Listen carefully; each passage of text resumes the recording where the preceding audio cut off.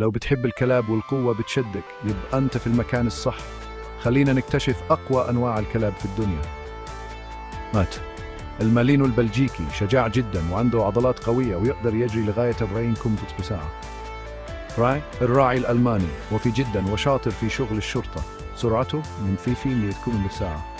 الدوبرمان حارس ممتاز وعنده عضلات قوية وسرعته من 30 ل 35 كم بالساعة. البيت بول محتاج تدريب كويس قوي جدا وبيجري حوالي 30 كم بالساعة. الراعي البلجيكي وفي جدا قوي وسريع بيجري من 30 ل 40 كم بالساعة. الكين كورسو حامي للعائلة قوي جدا وبيجري حوالي 30 كم بالساعة.